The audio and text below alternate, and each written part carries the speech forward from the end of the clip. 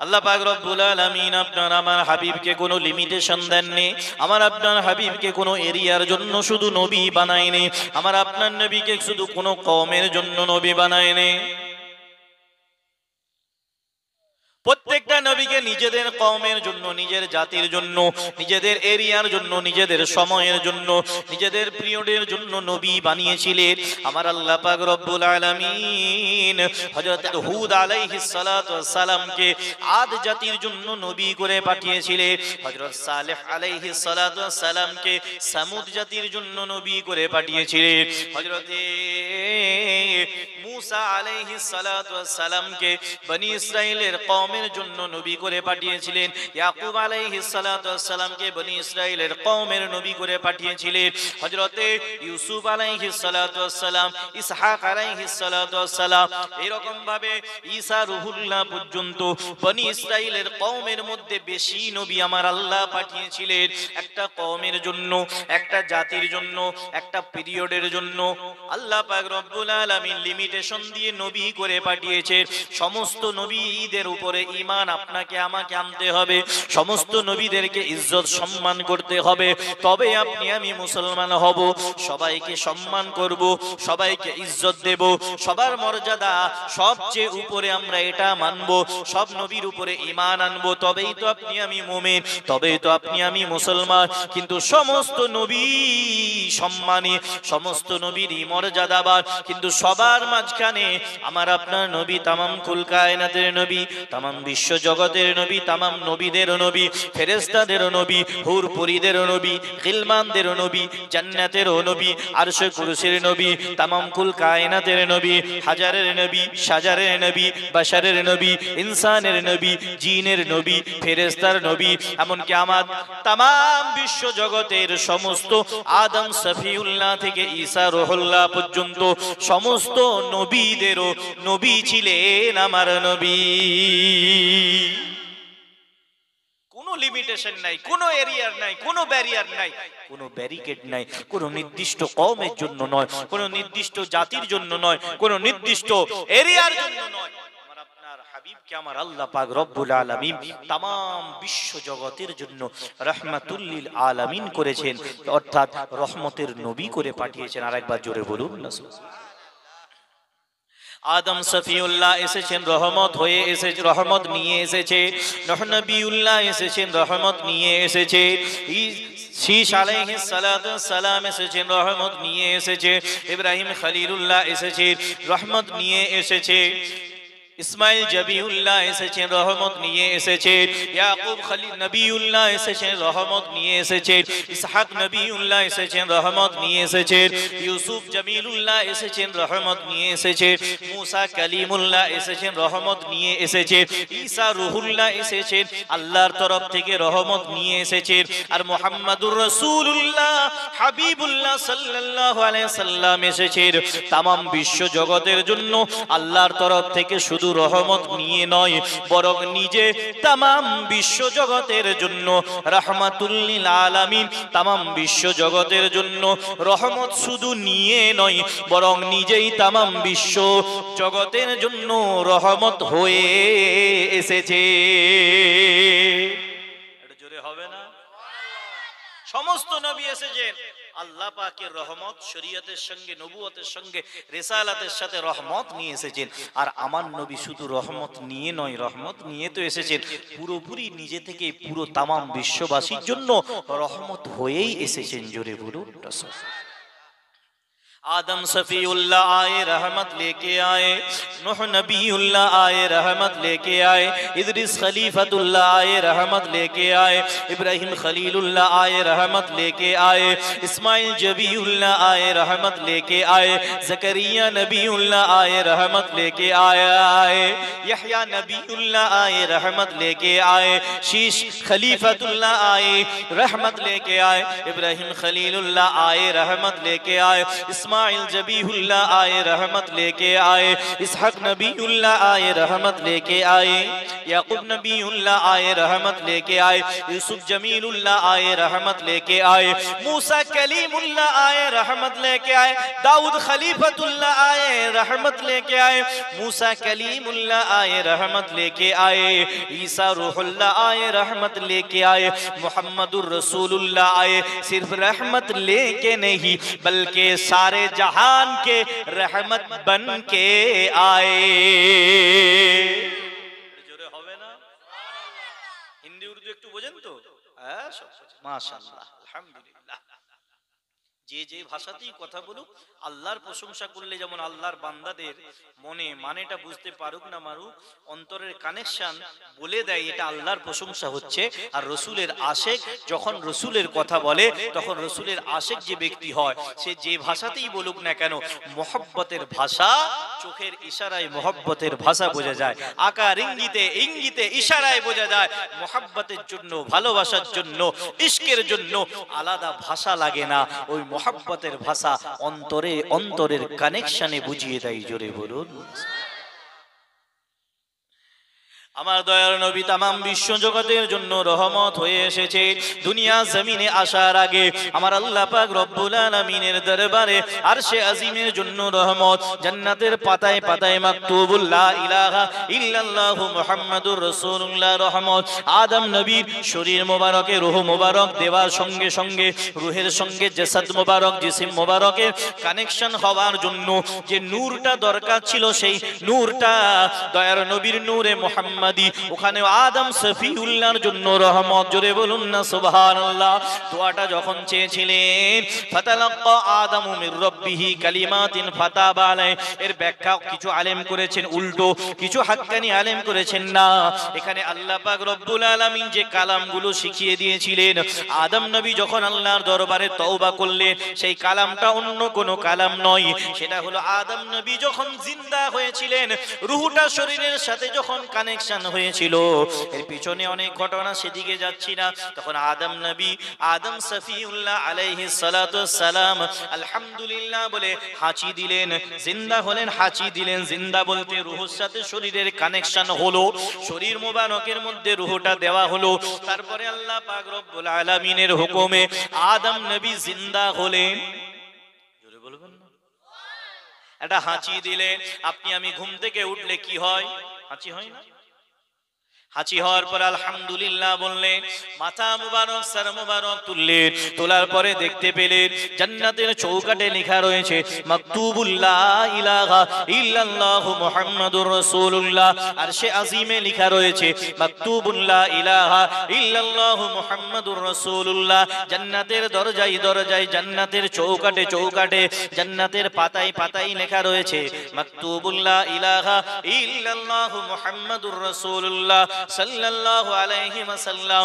তখন আদম নবী জিজ্ঞাসা করলেন, আল্লাহ পাক রব্বুল আলামিন আপনি তো আমাকে সর্বপ্রথম মানুষ বানালেন, আমি তো হলাম আবুল বাশার, সমস্ত মানুষের পিতা, আদি পিতা, মানব জাতির সবার পিতা আবুল বাশার, আদম নবীর উপাধি, আমি তো সর্বপ্রথম মানুষ। তাহলে আপনার নামের পাশে এই নামটা কার? জোরে বলবেন না? কিছু মানুষ বলবে এই হাদিস জাল, এই রিওয়ায়াত জাল, এই কাহিনী জাল। তাদের কাজ হলো জাল, জয়ী, বেদাত, এই ফতোয়া দেওয়া। যারা দলিল মানবে না তারা দলিল চাইবে, চেয়ে যাবে, দলিল খুঁজে যাবে, কিন্তু মানবে না।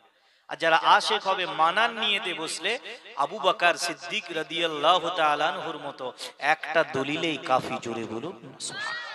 বিশ্বনবী এসে বলছেন, আবু বকর সাহাবাদের সামনে বলছেন, আমি গতকাল রাত্রিতে মেরাজে গিয়েছিলাম, এই এই আশ্চর্যজনক ঘটনা ঘটেছে।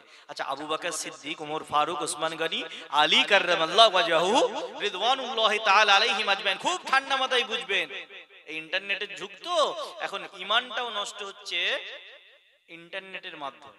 খুব সাবধান, কোন দিক থেকে চলে যাবে ভাই বোঝা মুশকিল। যেন সঠিক রাস্তা ধরে রাখেন, আল্লাহর দেওয়া ব্রেনটা কাজে লাগান। আচ্ছা, যে বড় বড় সাহাবায়ে কেরামরা ছিলেন, ওনারা কি আপনার আমার চেয়ে কম জ্ঞানী? নাউজুবিল্লাহ। ওনারা কি কম বড় মুহাদ্দিস ছিলেন? এখন তো সব বলে আমরা মুহাদ্দিস। হাদিসের হাদিসের তারিফ যদি বলা হয়, ওই বাংলা তরজমা ছাড়া যদি নাড়া আরবিটা খুলে দেওয়া হয়, একটা লাইন পড়ার যোগ্যতা নেই। হাদিস সব বড় বড় মুহাদ্দিস, বড় বড় মুফাসসির, বড় বড় মুফতি, ফতোয়ার মুফতিদের, আলেমদের কাছে যেতে হয় না। 15 বছর 16 বছর 17 বছর মাদ্রাসায় পড়ে ওস্তাদের মার খেয়ে, আর হলুদের পানি, ডাল তো নয় ভাই, পড়েছেন যারা পড়েছেন জানেন ডালের কি কোয়ালিটি। মাদ্রাসায় যারা পড়েছে মাশাআল্লাহ তারা জানে কি সুন্দর ডালের কোয়ালিটি। সবজি আপনাদের এলাকা থেকে সাপ্লাই হয় বাঁকুড়া জেলা থেকে, আপনাদের উপরে আমরা শুকরগুজার। বাঁকুড়া জেলার সবজি কম বেশি প্রত্যেকটা মাদ্রাসাতেই যায়। সব রকম সবজির একসাথে মিক্সড সবজির আমাদের বিরিয়ানি চলে। উচ্ছে, ঝিঙে, পটল, কুমড়া, বৈতল যেটা বলেন, সব একসাথে ঘন্ট। এই পড়ে কত কষ্ট করে মেহনত করে আলেম হয়। ভাববেন না সব এতিমের ছেলে মাদ্রাসায় পড়ে। অনেক মাস্টারের ছেলে পড়ে, অনেক ডাক্তারের ছেলে পড়ে, অনেক প্রফেসরের ছেলে পড়ে, অনেক বড় ব্যবসায়ীদের ছেলে পড়ে। যেই ছেলেটা বাড়িতে ডবল বেডের বিছানা ছাড়া ঘুমাতে পারে না, সেই ছেলেটা একদম মেঝেতে ঘুমায়, চাটায়ে ঘুমায়। যে ছেলেটা 3 বেলা ভালো খাবার ছাড়া খেতে পারে না, সেই ছেলেটা ডাল পানি খায়। তার বাপটাও সহ্য করে। কিসের জন্য? ছেলে আলেম। মনে করবেন না সবাই এতিম, সবাই একদম ভিখারির ছেলেগুলো পড়ে। কাউকে ছোট করছি না, বোঝানোর জন্য বলছি। তাহলে তো দরকার হতো না 2-4টে বাংলা কিতাব পড়েই যদি সব বড় বড় আলেম হয়ে যেত। খায়ের, ওইদিকে যাব পরে। এখন আকীদা বাঁচানো খুব কঠিন। যে নবী পাক বলেছিলেন হাতে আগুনের টুকরো রাখা বরং সহজ হবে ঈমান বজায় রাখার থেকে শেষ জামানা। আমি বলছি কি ব্যাপার, এই তো টুপি দাড়ি পাঞ্জাবি সব আছে, বছরে 2 বার তো নামাজ পড়ি, ঈদ আর কুরবানি, তারপরে ভালোই তো খাই, অসুবিধা কি আছে? তাহলে মুসলমান ভালোই আছে না? এত সহজ না ঈমান। তাহলে নবী পাকের হাদিসটা তো অন্যরকম হয়ে যেত। নাউজুবিল্লাহ। হাতে আগুনের টুকরোটা রাখা বরং কঠিন, ঈমান রাখাটা হাতে আগুনের টুকরো রাখার থেকেও কঠিন হবে, ওটা বরং সহজ হবে। কোন দিক থেকে যে ঈমান নষ্ট করবে দেখবেন। আমাদের মতো ওই টুপি দাড়ির লেবাসে ঈমান নষ্ট করবে, কিছু আম ছেলের লেবাসে ঈমান নষ্ট করবে, অনেক দিক থেকে নষ্ট হবে। তো যাই হোক, খায়ের যে কথা বলছিলাম, তাহলে নবী পাক সাল্লাল্লাহু আলাইহি সাল্লাম এসে বললেন মেরাজের ঘটনা কি সাধারণ ঘটনা? কত আশ্চর্যজনক ঘটনা ঘটেছে, তাও কয়েক মুহূর্তে, দুনিয়ার হিসাবে কয়েক মুহূর্তের মধ্যে। তো নবী পাক সাল্লাল্লাহু আলাইহি সাল্লাম যখন এসে বললেন, আবু বকর সিদ্দিক দলিল চেয়েছিলেন, ওমর ফারুক হুজুর দলিল চেয়েছিলেন, ওসমান গনি হুজুর দলিল চেয়েছিলেন। লদ্দা গ্রামের মানুষ, ওলি প্রেমিক মানুষ, নবী প্রেমিক মানুষ, আহলুস সুন্নাত ওয়াল জামাতের জান্নাতি পথের অনুসারী মানুষ, আকীদা দুরস্ত করার জন্য নিজেদের ব্রেনটা খুলে চিন্তা করুন। একবারও দলিল চাইনি। আবু বকর সিদ্দিক রাদিয়াল্লাহু তাআলা আনহু সর্বপ্রথম বললেন, সাদ্দাকতা ইয়া রাসূলুল্লাহ ইয়া হাবিবাল্লাহ। জোরে বলুন ইয়া রাসূলুল্লাহ ইয়া হাবিবাল্লাহ। আপনি যখন বলছেন মেরাজের ঘটনা যতই অলৌকিক হোক, আপনি যখন বলছেন আমি আবু বকর বিনা দলিলে মানলাম, আপনি সত্যি বলেছেন। জোরে বলুন। আশিকের জন্য দলিল লাগে না, কারণ আবু বকর সিদ্দিক জানেন যে ব্যক্তিটা বলছেন উনি মিথ্যা কথা বলতে পারেন। জোরে বলুন না সুবহানাল্লাহ। আবু জেহেলকে দেখানো হচ্ছে, নবীজি বলছেন, নবীজি আকাশের চাঁদ দুটুকরো করলেন, হাতের কাকরকে কলেমা পড়ালেন। আবু জেহেল তবুও বলছেন না, এটা মনে হয় কোনো জাদুকরের কাজ। বলবেন না নাউজুবিল্লাহ? মানার ইচ্ছা থাকলে আপনি অল্প দলিলেই মানবেন, আর যদি মানার ইচ্ছা না থাকে আপনাকে হাজারো দলিল দিলে আপনি মানবেন না, কারণ আপনি তো জেগে ঘুমাচ্ছেন। জেগে ঘুমালে তোলা যাবে না, ক্রেন দিয়েও তোলা যাবে। যাই হোক, যেটা বলছিলাম, কি বলছিলাম একটু মনে আছে আপনাদের? বলেন। মেরাজের ঘটনাটা উদাহরণ হিসেবে দিলাম। আদম আলাইহিস সালাতু ওয়াস সালাম জিন্দা হলেন, উপরের দিকে তাকালেন, দেখলেন লা ইলাহা ইল্লাল্লাহু মুহাম্মাদুর রাসূলুল্লাহ সাল্লাল্লাহু আলাইহি সাল্লাম। এখন হয়েছে কি, পুরনো যে বড় বড় মুহাদ্দিসিনদের কিতাবের হাদিসগুলো আছে, এখন নতুন মডার্ন কিছু নিজে থেকে নিজেই এমবিবিএস ডাক্তার যেমন হওয়া যায় না, নিজে মুহাদ্দিস হওয়া যায় না। আমার ডাক্তার সাহেব পাশে আছে, আমাদের কাছে সব রকম আছে, অসুবিধা নেই। তো নিজে হয় না। একটা কোয়াক ডাক্তার হলেও একজনের কাছে থেকে শিখতে হয়।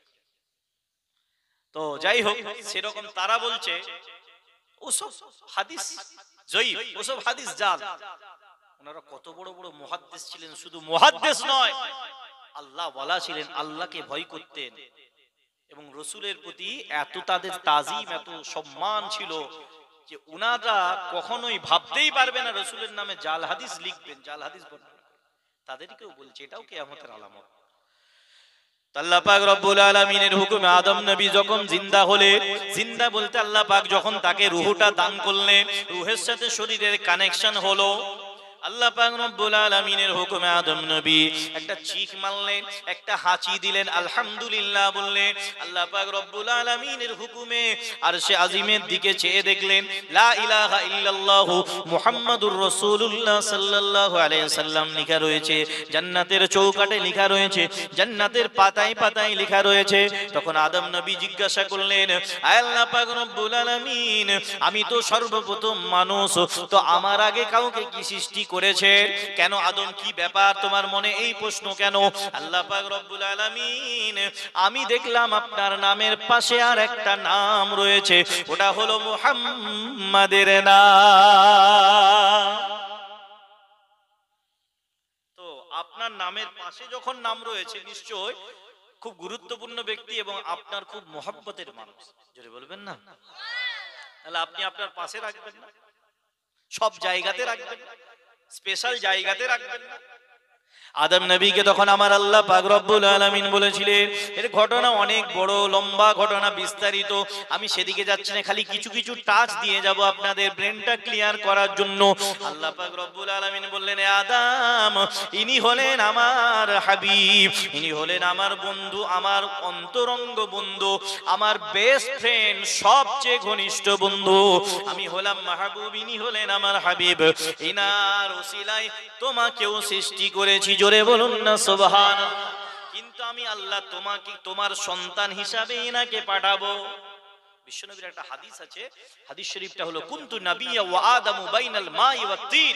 আমি সেই সময় থেকে নবী ছিলাম যখন আদম নবীর দেহ মোবারকটা তৈরি করার জন্য আল্লাহর হুকুমে বিশ্বের বিভিন্ন জায়গা থেকে মাটি আনা হয়েছিল, আর জান্নাতি ঝর্ণার পানি দিয়ে সেই মাটিটার কাদা তৈরি করে তবে তো একটা কাঠামো বানানো হবে আল্লাহর হুকুমে। তো যখন মাটি এক জায়গায়, পানি এক জায়গায়, আদম নবী তখনও ওজুদের মধ্যে আসেননি, তখন থেকে আমার আল্লাহ আমাকে নবী বানিয়েছিলেন। জোরে বলুন সুবহানাল্লাহ। কিছু মানুষ বলবে, আগেই বলেছি, কিছু মানুষ বলবে সব জাল বর্ণনা, জয়ীব বর্ণনা, কিন্তু আপনাকে ভাবতে হবে না, আমার আল্লাহ যে হাবিবকে ভালোবাসেন, সে হাবিবের মর্যাদা, ইজ্জত সবই বাড়াতে পারে। জোরে বলুন না সুবহানাল্লাহ। তো রিওয়ায়াতের মধ্যে এসেছে আদম নবী দোয়াও চেয়েছিলেন রাসূলের ওসিলায়, সেই জায়গাতে আল্লাহ পাক রব্বুল আলামিনের জন্য, আল্লাহ পাক রব্বুল আলামিনের হুকুমে আদম নবীর জন্য রহমত হিসাবে বিশ্ব নবী হয়েছিলেন। আল্লাহ পাক রব্বুল আলামিন আলামে আরওয়াহের জায়গাতে বিশ্ব নবীকে রহমত করে পাঠিয়েছে। এই তামাম বিশ্ব জগতে রহমত কিভাবে? আমরা তো এই আয়াতটা শুনে এসেছি, জলসা শুনেছি, বক্তব্য শুনেছি, খুতবা শুনেছি, ওমা আরসালনাকা ইল্লা রাহমাতাল লিল আলামিন মুখস্থ হয়ে গেছে আমাদের। কিন্তু আল্লাহ পাক রব্বুল আলামিন যে তামাম বিশ্ব জগতের জন্য তার হাবিবকে রহমত বানিয়েছেন, কেমন ভাবে? আল্লাহ পাক রব্বুল আলামিনের হুকুমে হযরতে বিশ্ব নবী রাহমাতুল লিল আলামিনকে যখন দুনিয়া জমিনে পাঠাবে, তার আগে আম্মা জানের গর্ভে রেখেছেন। মায়ের পেটে সব বাচ্চা থাকে, গর্ভে রেখেছেন। মা আমিনা রাদিয়াল্লাহু তাআলা আনহা বলছেন, প্রত্যেকটা মায়ের পেটে যখন সন্তান থাকে, মায়ের পেটে সন্তান থাকার কারণে কিছু যন্ত্রণা, মাঝে মাঝে ব্যথা বেদনা হয়, হয় না? হয়নি? সবার হয়। আম্মা জান আমিনা রাদিয়াল্লাহু তাআলা আনহা বলছেন, আমার সন্তান, আমার শিশুপুত্র মুহাম্মদ সাল্লাল্লাহু আলাইহি সাল্লাম যতদিন আমি আমিনা আমার গর্ভে ছিল, প্রত্যেকটা মায়ের গর্ভে সন্তান থাকার কারণে, ছেলে থাকার কারণে, মায়ের প্রসব, মায়ের গর্ভ থাকার কারণে একটু প্রেগন্যান্সি পেন হয়, গর্ভকালীন যন্ত্রণা, ব্যথা বেদনা হয়। আল্লাহর কসম করে বলি, আমি আমিনা যতদিন আমার শিশুপুত্র মুহাম্মদ সাল্লাল্লাহু আলাইহি ওয়াসাল্লামকে গর্ভে ধারণ করেছিলাম, একটা সেকেন্ডের জন্য, একটা মুহূর্তের জন্য আমি আমিনা আমাকে যন্ত্রণা, ব্যথা বেদনা সহ্য করতে হয়নি। আর একটু জোরে বলবেন না? আপনাদের ঘুম পাচ্ছে নাকি? পিছনের ভাইয়েরা ঘুম পায়নি তো? মুড বোঝা যাচ্ছে না, কি ব্যাপার? যদি বলেন ঘুম পেয়ে যাচ্ছে তাহলে শেষ করে দেবো। আমি দূর থেকে এসেছি তো কি হবে, আবার চলে যাব কষ্ট। নবীর কথা শুনলে ঘুম আসে না যদি শোনাটা বেলালের মতো অন্তর দিয়ে হয়। জোরে বলুন সুবহানাল্লাহ। মরুভূমির বালির উপরে শুইয়ে দিয়েছে, বুকে পাথর দিয়ে দিয়েছে, বলছে বেলাল রসুলকে ছাড়, আল্লাহকে ছাড়। বেলাল বলছে না, আমি দুনিয়ার সব কিছু ছেড়ে দিয়ে আল্লাহ এবং তার রসুলকে পেয়েছি। সব কিছু ছেড়ে যখন আগেই দিয়েছি, সব ছেড়ে দিয়েই তো আমি আল্লাহ আর রসুলকে পেয়েছি। আর আমি আল্লাহ আর তার রসুলকে ছেড়ে আর দুনিয়া পেতে চাই না। জোরে বলুন সুবহানাল্লাহ। এরকম হতে হবে, তবেই কিছু পাবেন। হুজুর শুয়ে আছেন, ফুরফুরা শরীফের হুজুর শুয়ে আছেন, পিয়ারডাঙ্গা শরীফের হুজুর শুয়ে রয়েছেন, হাফেজ সাহেব হুজুর শুয়ে রয়েছেন, মেদিনীপুরের মোস্তফা মাদানী হুজুর শুয়ে রয়েছেন, হিজলি দরবার শরীফে হুজুর শুয়ে রয়েছে, কলকাতা সুফি ফাতে আলী ওয়াইসি হুজুর শুয়ে রয়েছেন, আজমির শরীফে খাজা বাবা মঈনুদ্দিন চিশতি হুজুর শুয়ে রয়েছেন, বাগদাদ শরীফে গৌসে পাক গৌসুল আজম আব্দুল কাদের জিলানী হুজুর শুয়ে রয়েছেন।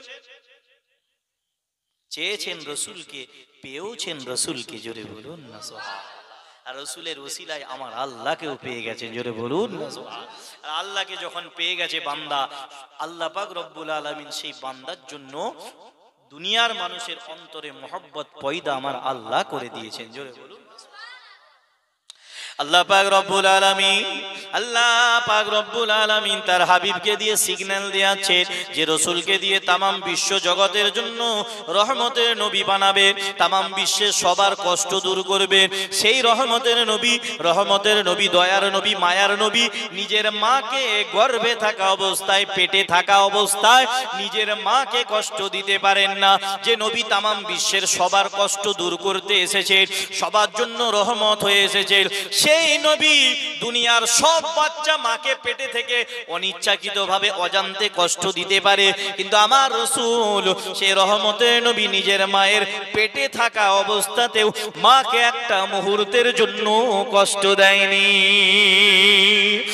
দয়ার নবী, বিশ্ব নবী, রহমাতুল লিল আলামিন যখন দুনিয়া জমিনে 570 খ্রিস্টাব্দে 12 রবিউল আউয়াল সোমবার দিন সুবহে সাদেকের সময়, যখন তাহাজ্জুদের ওয়াক্ত শেষ হচ্ছে, ফজরের ওয়াক্ত শুরু হবে, কিছুটা অন্ধকার কিছুটা আলো শুরু হবে, ওই সময় আমার দয়ার নবীকে আমার আল্লাহ পাক রব্বুল আলামিন আরবের বুকে মক্কা নগরীতে আব্দুল্লাহ নূসেমা আমিনার গর্ভ মুবারক থেকে আল্লাহ পাক রব্বুল আলামিন বেলাদাত শরীফ করিয়েছিলেন, তাশরীফ আনিয়েছিলেন। মা আমিনা রাদিয়াল্লাহু তাআলা আনহা বলছেন, আমার সন্তানকে পেটে রাখা অবস্থায় একটা সেকেন্ডের জন্য আমি আমিনা যেমন কষ্ট পাই না, যখন আমার গর্ভ থেকে আমার সন্তান ভূমিষ্ঠ হচ্ছে। দুনিয়ার প্রত্যেকটা মায়ের গর্ভ থেকে যখন সন্তান ভূমিষ্ঠ হয়, ডাক্তার ভাই আমার পাশে বসে রয়েছে, উনি ভালো জানেন, বলা হয়েছে মেডিকেল সায়েন্সের ভাষায় শরীরের প্রত্যেকটা হাড়, মানুষের শরীরের প্রত্যেকটা হাড় যদি একসাথে মুড়ে ভেঙে দেয়া হয়, কোনো অ্যাক্সিডেন্টে, কোনো দুর্ঘটনায় বা কেউ যদি ভেঙে দেয়, একসাথে প্রত্যেকটা হাড় যদি একসঙ্গে ভেঙে দেয়, তার যত যন্ত্রণা হয়, মায়ের গর্ভ থেকে সন্তান ডেলিভারি হলে তার চেয়েও বেশি অসহ্য যন্ত্রণা হয়। কিন্তু মা সন্তানের মুখ দেখে সব যন্ত্রণা ভুলে যায়। সিজার হলে তারও কষ্ট রয়েছে। প্রত্যেকটা মাকে সন্তান ডেলিভারি, সন্তান ভূমিষ্ঠ হওয়ার কারণে কষ্ট পেতে হয়। মা আমিনা রাদিয়াল্লাহু তাআলা আনহা বলছে, আমার সন্তান আমার পেটে যতদিন ছিল একটা মুহূর্তের জন্য যেমন কষ্ট দেয় না, আমার সন্তান যখন দুনিয়াতে ভূমিষ্ঠ হচ্ছে আমি আমিনা একটা সেকেন্ডের জন্য বুঝতে পারি না আমার সন্তান শিশু মুহাম্মদ সাল্লাল্লাহু আলাইহি ওয়াসাল্লাম কখন আল্লাহর হুকুমে দুনিয়ায় আমার গর্ভ থেকে ভূমিষ্ঠ হয়ে ডেলিভারি হয়ে আল্লাহর হুকুমে কখন দুনিয়ায় এসে গেছে। জোরে বলবেন না? আমার আল্লাহ পাক রব্বুল আলামিন তখন থেকে সিগন্যাল দিয়ে দিলেন যে নবীকে দিয়ে তামাম দুঃখ, তামাম বিশ্ব জগতের মানুষের দুঃখ কষ্ট দূর করব। সেই বিশ্ব নবী আমার নিজের মাকে কষ্ট দিতে পারেন না, যিনি দুনিয়াতে এসেছেন সবার কষ্ট দূর করতে, তিনি দুনিয়াতে আসার সময় মাকে কষ্ট দিয়ে আসতে পারেন না। জোরে বলুন না সুবহানাল্লাহ। আল্লাহ পাক রব্বুল আলামিনের হুকুমে আম্মা জান আমিনার গর্ভ থেকে যখন দুনিয়া জমিনে আমার দয়ার নবী ভূমিষ্ঠ হচ্ছে, দয়ার নবী জীবনী যদি পারেন পড়েন, সিরাত ইবনে হিশাম পড়েন, সিরাত ইবনে ইসহাক পড়েন, ইমাম জালালউদ্দিন সুয়ুতি রাহমাতুল্লাহ আলাইহির লেখা খাসাইসুল কুবরা পড়েন, ইমাম বাইহাকি রাহমাতুল্লাহ আলাইহির লেখা দালাইলুন নবুওয়াত পড়েন, বড় বড় ইমাম, বড় বড় মুহাদ্দিস, বড় বড় মুফাসসির, বড় বড় মুআররিখ এনাদের লেখা কিতাব পড়েন। এই চটি মুহাদ্দিসদের লেখা কিতাব পড়বেন না, ঈমান বরবাদ হয়ে যাবে। ওনাদের মুহাদ্দিস বড় বড় ইমামদের লেখা কিতাব পড়ে 1450 বছর ধরে মানুষ আলেম হয়ে আসছে, জ্ঞানী হয়ে আসছে, জ্ঞান শিখে আসছে। আর এখন যদি আপনি আমি নতুন সিস্টেম চালু করে দিই, এত সহজ নাকি? এত সহজ না। হযরতে জালালউদ্দিন সুয়ুতি রাহমাতুল্লাহ আলাইহির লেখা মাদারিজুন নবুওয়াত খাসাইসুল কুবরা পড়েন, আব্দুল হক মুহাদ্দিস দেহলভী রাহমাতুল্লাহ আলাইহির লেখা মাদারিজুন নবুওয়াত কিতাব পড়েন, ইমাম ইবনে হাজার হাইসামি রাহমাতুল্লাহ আলাইহির লেখা আন-নি'মাতুল কুবরা আলাল আলাম পড়েন। এরকম বড় বড় ইমামদের লেখা কিতাব পড়েন, বিশ্ব নবীর জীবনী পড়েন। ইমাম তিরমিজি রাহমাতুল্লাহ আলাইহির লেখা শামাইলে তিরমিজি, এরকম জীবনীগুলো পড়েন, দেখবেন সব ক্লিয়ার হয়ে যাবে। আমার নবী পাক সাল্লাল্লাহু আলাইহি ওয়াসাল্লামকে আমার আল্লাহ পাক রব্বুল আলামিন কেমন নিয়ামতের নবী পাঠ করেছিলেন, কেমন রহমতের নবী করেছিলেন, কেমন বরকতের নবী করে পাঠিয়েছিলেন, এবং তামাম বিশ্ব জগতের সবার চেয়ে আলাদা করে পাঠিয়েছিলেন। জোরে বলুন না সুবহানাল্লাহ। প্রত্যেকটা বাচ্চা যখন দুনিয়া জমিনে ভূমিষ্ঠ হয়, ওই বাচ্চার নাভি থেকে মায়ের নাড়ির সাথে একটা কানেকশন থাকে, যেটাকে আমরা পরবর্তীতে কাটা হয় নাড়ি বলে। আপনাদের দিকে কি বলে? নাড়ি বলে। নাভির সাথে কানেকশন থাকে, কারণ বাচ্চাটা তো মুখ দিয়ে আর তখন খাওয়ার ক্ষমতা হয় না। ডাক্তারবাবু আছে, মেডিকেল সায়েন্স কি বলছে? আল্লাহ পাক মেডিকেল সায়েন্স 1500 বছর পরে কি বলবে? আমার আল্লাহ তো সবকিছু সৃষ্টিকর্তা।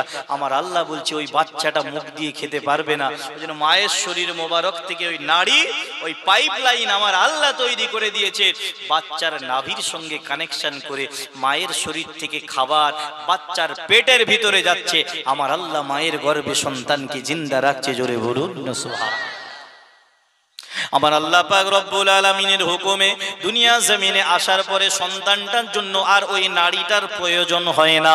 আমার আল্লাহ পাক রব্বুল আলামিনের হুকুম রয়েছে, সিস্টেম রয়েছে। দুনিয়াতে আসার পরে ওই বাচ্চাটার নাড়িটা কাটা হয়। বাড়িতে হলে দাইমারা কাটে, নার্সিং হোম বা হসপিটালে হলে সিস্টারেরা, নার্স বা আয়ারা কাটে। দাইমারা চিন্তা করলো সন্তান যখন এসেছে তার নাড়িটা কাটতে হবে, তো নাড়ি কাটতে গিয়ে দেখছে আমার দয়ার নবী, বিশ্ব নবী, নূর নবী, হাবিবুল্লাহি জনাবে মুহাম্মদুর রাসূলুল্লাহ সাল্লাল্লাহু আলাইহি ওয়াসাল্লামের নাড়ি মোবারকটা আমার আল্লাহ পাক রব্বুল আলামিনের কুদরতি ভাবে কেটে দুনিয়ায় পাঠিয়েছে। দুনিয়া জমিনে নাড়ি কাটতে গেলে কষ্ট হয় না? হয়নি বাচ্চাটার? বাই চান্স এদিকে ওদিকে একটু হলে রক্ত বের হতে পারে। আমার আল্লাহ বলছে আমার হাবিবকে দুনিয়ার কাউকে দিয়ে নাড়ি কাটাবো না। তার দুটো কারণ, একটা হলো নাড়ি যদি কাটতে যায় বাই চান্স একটু লাগতে পারে, বাই চান্স না হলেও নাড়ি কাটলে কোনো জিনিস শরীরের অঙ্গ প্রত্যঙ্গ কাটলে দুনিয়ার মানুষ, দুনিয়ার কোনো অস্ত্র, ব্লেড হোক, ছুরি হোক, কাঁচি হোক, কাটলে কষ্ট হবে। আমার আল্লাহ বলছে আমার রসুলকে অতটুকু কষ্ট আমি আল্লাহ দিতে চাই না। জোরে বলুন। আমার আল্লাহ যদি কুদরতি ভাবে কাটায় কারো কষ্ট একটুকু হবে না। আর একটা সিস্টেম হলো নাড়িটা যুক্ত থাকে মানুষের নাভির সঙ্গে, আর পুরুষের সতর হলো, পুরুষের জন্য ফরজ হলো নিজের নাভি থেকে হাঁটু পর্যন্ত ঢাকা সাতরে আওরাত। আর দয়ার নবীর নাড়ি মোবারক যদি কাটতে যায়, দয়ার নবীর নূরের জিসিম মোবারকটা যে কাটবে সে দেখতে পাবে, বিশ্ব নবীর নাভি মোবারকটা দেখতে পাবে। আমার আল্লাহ পাক রব্বুল আলামিন বলছেন আমার হাবিবের শরীর মোবারক, জিসিম মোবারকের এতটুকু বেইজ্জতি আমি আল্লাহ সহ্য করব না।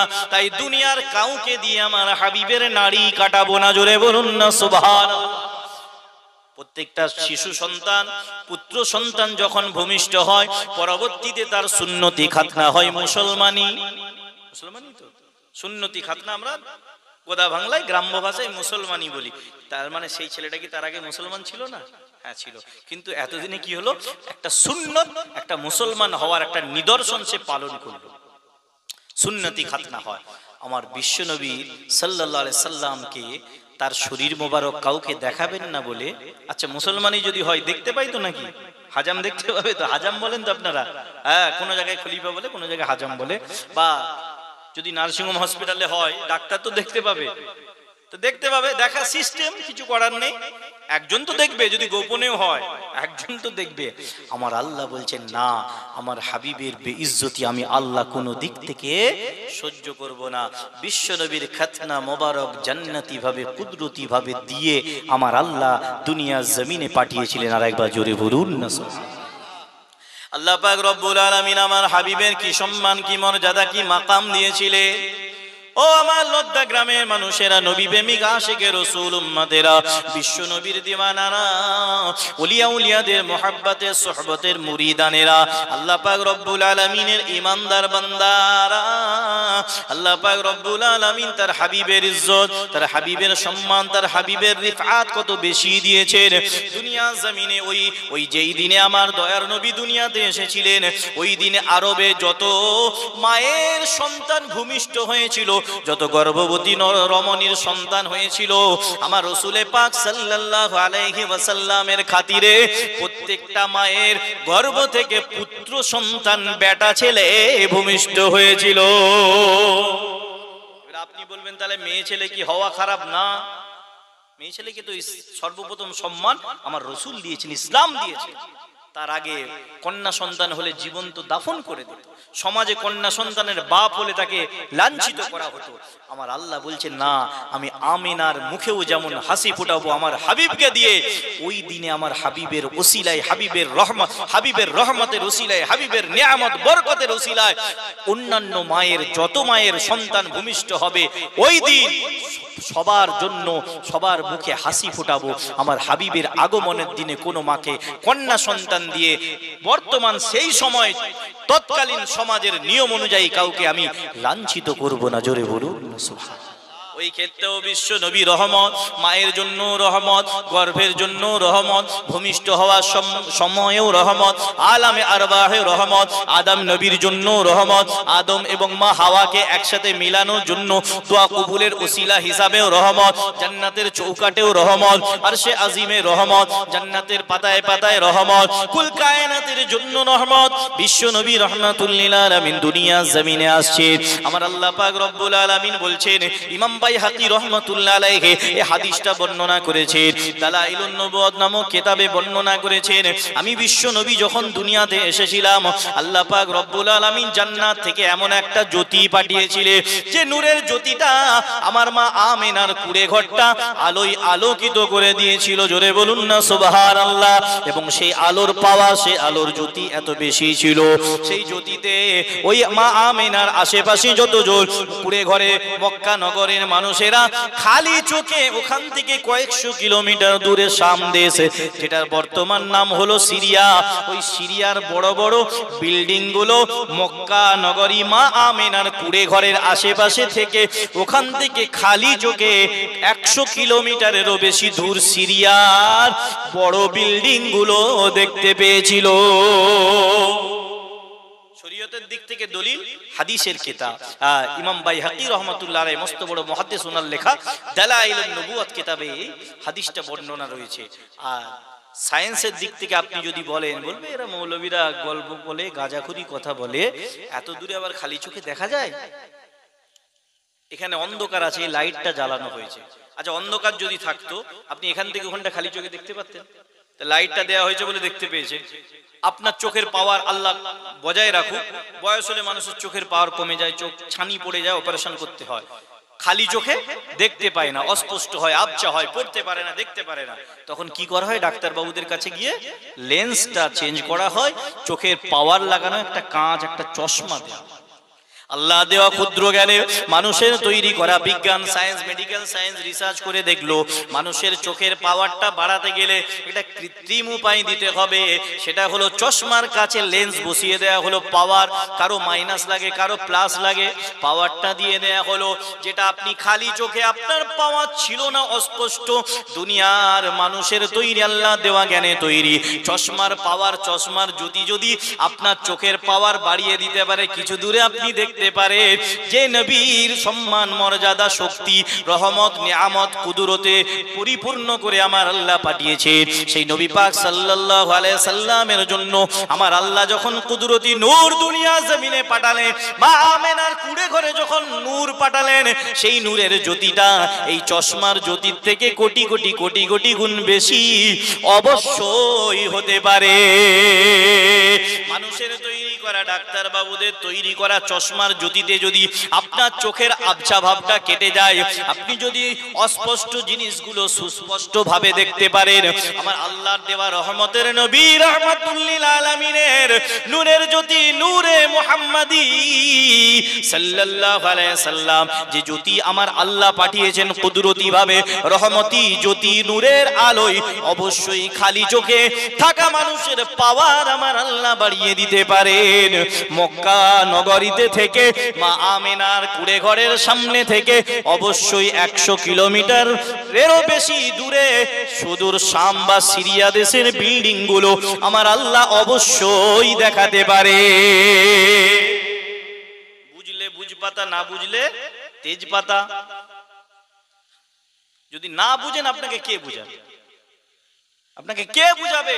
আমাদের অত সময় নাই, আমরা আমাদের মোহাব্বতের লোকেদেরকে নিয়ে এত ব্যস্ত যে কে কি বললো তাদেরকে বোঝানোর সময় নষ্ট করার মতো সময় আমাদের নাই। তাদের নিয়ে পড়ে থাকলে আমাদের ভাইগুলো কি করবে?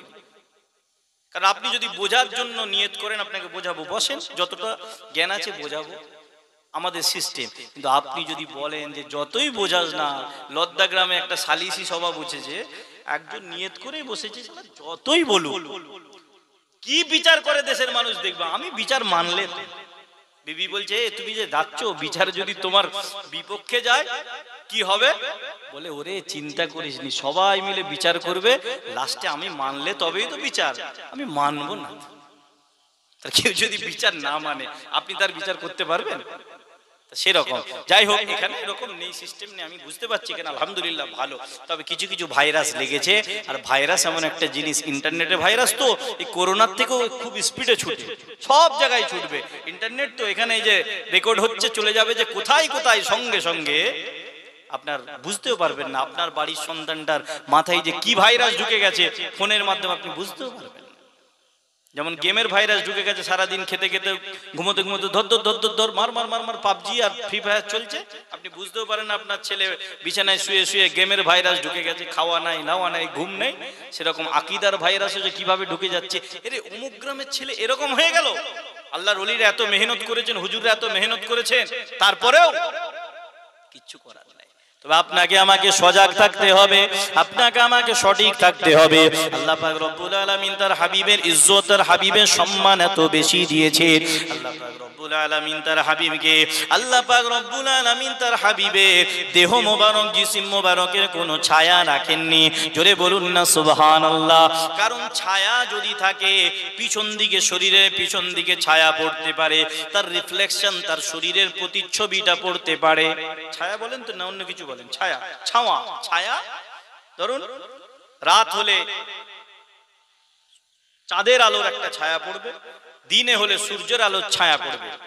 আর যে ব্যক্তি যতটা হয় তার থেকে তার ছায়া অনেক সময় লম্বা হয়। আপনি দাঁড়িয়ে থাকবেন দেখবেন ছায়াটা আপনার থেকে লম্বা। তো কত সুন্দর ব্যাখ্যা মুহাদ্দিসিনরা দিচ্ছেন। আরে যদি রসুলের আশিক হও তাহলে তার ব্যাখ্যাটা একরকম হবে, আর যদি রসুলের গুস্তাখ হয় তার ব্যাখ্যা অন্য রকম হবে। আমি একটা একটা বলতে বলতে কত দিকে যাব, চলে যাব অনেক দিকে, সময় অনেক হয়ে যাবে। তো রসুলের আশিক হলে তার ব্যাখ্যাটা আশিকের মতো হবে, আর রসুলের গুস্তাখ হলে তার ব্যাখ্যাটা গুস্তাখে রসুলের মতো হবে। ব্যাখ্যা করার আগে জানতে হবে যে ব্যাখ্যাকারী, ব্যাখ্যা শোনার আগে, ওয়াজ শোনার আগে জানতে হবে যে ব্যক্তিটা ওয়াজ করছে, যে ব্যক্তি ব্যাখ্যা করছে, যে ব্যক্তি বায়ান করছে, তার ব্যাকগ্রাউন্ড। এটা আমার কথা নয়, হাদিসের কথা, যে তোমরা ইলম গ্রহণ করবে আগে দেখো ব্যক্তিটাকে, তার কাছ থেকে গ্রহণ করবে। সবাই তো বলছে, দোকানে বলছে, আপনি দীঘা বেড়াতে যাচ্ছেন, কোন জায়গায় মুকুটমণিপুর বেড়াতে যাচ্ছেন, সবাই হোটেলওয়ালারা ডাকছে আসুন আসুন আসুন, আমার ভালো খাবার, গরম খাবার। আপনি কি সবার কথা শুনে সব হোটেলে যান? আপনি দেখেন, শুনেছেন ওই হোটেলটা ভালো, বা আপনি চোখের সামনে দেখতে পাচ্ছেন এটা মনে হচ্ছে ভালো, আপনি সেই ক্ষেত্রে বাসছেন। আর সবাই ওয়াজে বলছে, আমি এই বলছি, আর একজন আগে বলছে, আপনি সবারটা শুনছেন কেন? আপনাকে বাঁচতে হবে যে ব্যক্তিটা ঠিক আছে তো, হোটেল মালিক ঠিক আছে তো, আল্লাহ পাক রব্বুল আলামিন তার হাবিবের ছায়া মোবারক দেননি। এর দুটো কারণ মুহাদ্দিসিনরা বলছে। একটা হলো অনেক সময় ব্যক্তির ছায়া তার শরীরের আকৃতির চেয়ে বড় হয়ে যায়। আমার আল্লাহ পাক রব্বুল আলামিন তার হাবিবের শানে এতটুকু বেয়াদবি পছন্দ করেন না যে হাবিবের ছায়াটাও যদিও রসুলের, কিন্তু রসুলের ছায়াটাও রসুলের চেয়ে বড় হয়ে যাক, আগে হয়ে যাক, আমার আল্লাহ পাক সহ্য করেন না। আর পিছন দিকে যদি ছায়া হয়, সামনের দিকে যদি ছায়া হয়, কোনো মানুষ অনিচ্ছাকৃতভাবে, কোনো জীবজন্তু হয়তো অনিচ্ছাকৃতভাবে রসুলের ছায়া মোবারকের সাথে বেয়াদবি করে দিতে পারে, ছায়ার উপরে পা পড়ে যেতে পারে, ছায়াটা কোনো অন্য জায়গায় পড়ে যেতে পারে। আমার রসুলে পাক সাল্লাল্লাহু আলাইহি সাল্লামের নূরের জিসম মোবারকের সাথে বেইজ্জতি হতে পারে, বেয়াদবি হয়ে যাবে। আমার আল্লাহ পাক রব্বুল আলামিন এতটুকু বেয়াদবিও সহ্য করেন না। জোরে বলুন না সুবহানাল্লাহ। আমার বিশ্ব নবী রাহমাতুল লিল আলামিনকে আমার আল্লাহ পাক রব্বুল আলামিন কেমন নিয়ামত করেছিলেন। আমার আপনার হাবিবকে আগে ভালো করে জানুন, দেখবেন বিশ্ব নবীকে জীবনের চেয়েও বেশি ভালোবাসতে এমনি ইচ্ছা করবে। আপনি আমি ভালো করে জানি না, আপনার আমার সন্তানরা ভালোভাবে জানে না বলে বিশ্ব নবীর মোহাব্বত ভালোবাসা বাহ্যিক আছে, উপরে উপরে আছে, কিন্তু ওই ভালোবাসা বেলালে হাবশির মতো নয়, আবু বকর সিদ্দিক হুজুরের মতো নয়, উসমান গনি হুজুরের মতো নয়, আলী হুজুরের মতো নয়, ইমাম হাসান হোসাইনের মতো নয়, যারা রসুলের মোহাব্বতে জীবন দিয়ে দিয়েছে কিন্তু রসুলকে ছাড়েননি। জোরে বলুন না সুবহানাল্লাহ। আর আপনি আমি তো এটাও দিতে পারি, জীবন তো দূরের কথা, কারণ আপনার আমার অন্তরে সেই রসুলের ইশকে রসুল, হুব্বে রসুল নাই, যতটুকু আছে তাও আবার পোকা লাগছে। আল্লাহ পাক রব্বুল আলামিন আপনার আমার একটা সিস্টেম রেখেছেন, শরীরে যত বজ্র পদার্থগুলো বের হয়ে যায়, ঘাম আকারে বের হয়, পেচ্ছাপ পায়খানা আকারে বের হয়, যে কটা বজ্র পদার্থ যে সিস্টেমেই বের হোক না কেন, মানুষের শরীর থেকে বজ্র পদার্থ বের হয়, ঘাম আকারে বের হয়, পেচ্ছাপ আকারে বের হয়, বায়ু আকারে বের হয়, পায়খানা আকারে বের হয়, সবগুলোই দুর্গন্ধ হয় না সুগন্ধ হয়? কিন্তু আমার রসুলে পাক সাল্লাল্লাহু আলাইহি সাল্লামের শরীর মোবারক থেকে ঘাম বেরোলেও সুগন্ধ, পেচ্ছাপ মোবারক বেরোলেও সুগন্ধ, পায়খানা মোবারক বেরোলেও সুগন্ধ, বায়ু মোবারক বেরোলেও সুগন্ধ। জোরে বলুন, সবই খুশবুদার। আপনি আমি ঘেমে গেলে শরীরের আকৃতি চেঞ্জ হয়ে যায়। কপাল থেকে যদি ঘাম ঝরে, শরীরে ওইটা যখন ঘামের ফোঁটাগুলো ঝরে, মুখের আকৃতিটা বাংলার পাঁচ হয়ে যায়। আমার রাসূল পাক সাল্লাল্লাহু আলাইহি সাল্লামের পেশানি মোবারক, কপাল মোবারক থেকে যখন ঘাম মোবারক ঝরতো, পসিনা মোবারক ঝরতো, সাহাবায়ে কেরামরা বর্ণনা করছে, হায় হায় কুরবান যাই সেই সাহাবায়ে কেরামদের ইশকে রাসূলের উপর, হুব্বে রাসূলের উপর। আমার সাহাবায়ে কেরামরা, বিশ্ব নবীর সাহাবায়ে কেরামরা রাসূল পাক সাল্লাল্লাহু আলাইহি সাল্লামের ঘাম মোবারকের, পসিনা মোবারকের বর্ণনা দিচ্ছেন। মানুষের ঘাম মুখের আকৃতি নষ্ট করে দেয়, আর আমার রাসূল পাকের পসিনা মোবারক পেশানি কপাল মোবারক থেকে যখন ফোঁটা ফোঁটা ফোঁটা ফোঁটা ফোঁটা ফোঁটা হয়ে ঝরতো, তখন মনে হতো যেন আমার রাসূল পাকের নূরের চেহারা মোবারক থেকে মণিমুক্তর দানা, মণিমুক্তর ফোঁটা একটা একটা ঝরে পড়ছে। আপনি আমি ঘেমে গেলে দুর্গন্ধ হয়, বন্ধু বলে বসিস না, সরে বস, বিবি বলে সরে যা, গন্ধ ছাড়ছে সরে যাও, ভালো করে বডি স্প্রে মারে, আতর মারে, সেন্ট মাখে, ভালো করে সাবান দিয়ে গোসল করে। বিশ্ব নবী রাহমাতুল লিল আলামিনের শরীর মোবারক থেকে যখন ঘাম বেরোতো, সাহাবায়ে কেরামরা বলতেন, বিশ্ব নবী রাহমাতুল লিল আলামিন, নবী আমার বিশ্ব নবী রাহমাতুল লিল আলামিন, দয়ার নবী, বিশ্ব নবী, তামাম কুল কায়নাতের নবী, তামাম মাখলুকাতের নবী, নূর নবী হাবিবুল্লাহ জনাবে মুহাম্মদুর রাসূলুল্লাহ সাল্লাল্লাহু আলাইহি ওয়াসাল্লামের জিসম মুবারক থেকে যখন ঘাম মুবারক, পসিনা মুবারক বের হতো, তখন ওই ঘামগুলো এত খুশবুদার হতো, জান্নাতি খুশবু, মিশকে আম্বারের চেয়েও বেশি খুশবু ছড়াতো। সাহাবায়ে কেরামরা ওই ঘাম মুবারকটা তুলে রাখতেন, তুলে কি করতেন, পরবর্তীতে ওটা আতর হিসাবে ব্যবহার করতেন। জোরে বলুন না সুবহানাল্লাহ। ভাববেন না যে সাহাবীদের পয়সা ছিল না, সব সাহাবী গরিব ছিল না। ওসমান গনি হুজুরও ছিলেন, সিদ্দিক আকবর হুজুরও ছিলেন, আবু হুরায়রা হুজুরও ছিলেন, অনেক ধনী সাহাবী ছিলেন, আবু আইয়ুব আনসারী হুজুর ছিলেন, অনেক ধনী সাহাবীও ছিলেন। কিন্তু উনাদের ধন দৌলতটা ইসলামের জন্য, আল্লাহর জন্য, রসুলের জন্য কুরবান করে দিয়েছিলেন। নিজেরা ধনী হলেও গরিবী হালতটা পছন্দ করতেন। মনে করবেন না আতর কেনার পয়সা ছিল না, কারণ কেনার দরকারও ছিল না।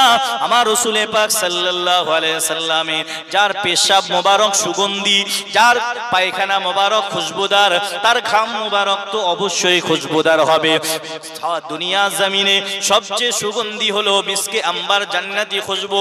সাহাবায়ে কেরামরা বললেন মিসকে আম্বারের চেয়েও বেশি খুশবুদার যখন আমার রাসূল পাকের ঘাম, যে খুশবুটা আতর কিনা আতরে পাওয়া যাবে না। এই জন্য তারা ঘাম মোবারকটা তুলে রাখতেন, পরবর্তীতে নিজের শরীরের মধ্যে দয়ার নবীর ঘাম মোবারকটা আতর হিসাবে ব্যবহার করতেন। জোরে বলুন না সুবহানাল্লাহ। কবি বলছেন রহমতে আলম নবী নূরে মুজাসাম, রহমতে আলম নবী নূরে মুজাসাম, সাহাবীরা আতর বানাই নূর নবীজির ঘাম। জোরে বলবেন না সুবহানাল্লাহ। বাংলাটা বুঝে সবাই বোঝেন তো নাকি? রহমতে আলম নবী নূরে মুজাসাম, সাহাবীরা আতর বানাই ওই নবীজির ঘাম, সাহাবীরা আতর বানাই নূর নবীজির ঘাম। আরো শুনবানি সুন্দর কাহিনী, আরো শুনবানি সুন্দর কাহিনী, জান্নাতেরই পাতায় পাতায় লেখা নবীর নাম, জান্নাতেরই পাতায় পাতায় লেখা নবীর নাম। রহমতে আলম নবী নূরে মুজাসাম, রহমতে আলম নবী নূরে মুজাসাম, সাহাবীরা আতর বানাই ওই নবীজির ঘাম, সাহাবীরা আতর বানাই নূর নবীজির ঘাম। আরো শুনবানি সুন্দর কাহিনী, আরো শুনবানি সুন্দর কাহিনী, জান্নাতেরই পাতায় পাতায় লেখা নবীর নাম, জান্নাতেরই পাতায় পাতায় লেখা নবীর নাম। শোনো মানো জানো কেমন আমার নবীজি, শোনো মানো জানো কেমন আমার নবীজি, যাহার প্রেমে পাগল হলো সারা বিশ্ববাসী। জোরে বলবেন না সুবহানাল্লাহ। শোনো মানো জানো কেমন আমার নবীজি, যাহার প্রেমে পাগল হলো সারা বিশ্ববাসী।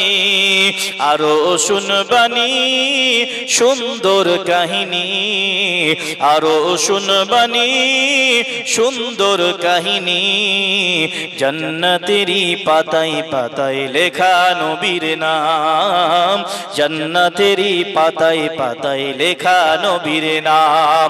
রহমতে আলম নবী নূরে মুজাসাম, রহমতে আলম নবী নূরে মুজাসাম, সাহাবীরা আতর বানাই ওই নবীজির ঘাম, সাহাবীরা আতর বানাই নূর নবীজির ঘাম। উস্তুনে হান্নানা একটা খেজুর গাছের নাম, উস্তুনে হান্নানা একটা খেজুর গাছের নাম, যাকে ধরে খুতবা দিতেন রাসূল আকরাম, যাকে ধরে খুতবা দিতেন রাসূল আকরাম। গাছ নবীর বিরহে কাঁদিতে রহে, গাছ নবীর বিরহে কাঁদিতে রহে, অবাক হয়ে গেলেন যত সাহাবায়ে কেরাম। রহমতে আলম নবী নূরে মুজাসাম, রহমতে আলম নবী নূরে মুজাসাম, সাহাবীরা আতর বানাই নূর নবীজির ঘাম, সাহাবীরা আতর বানাই নূর নবীজির ঘাম। আরো শুনবানি সুন্দর কাহিনী, আরো শুনবানি সুন্দর কাহিনী, জান্নাতেরই পাতায় পাতায় লেখা নবীর নাম, জান্নাতেরই পাতায় পাতায় লেখা নবীর নাম। রহমতে আলম নবী নূরে মুজাসসাম, সাহাবীরা আতর বানায় নূর নবীজির ঘাম, সাহাবীরা আতর বানায় ওই নবীজির ঘাম। দুরূদ শরীফ আল্লাহুম্মা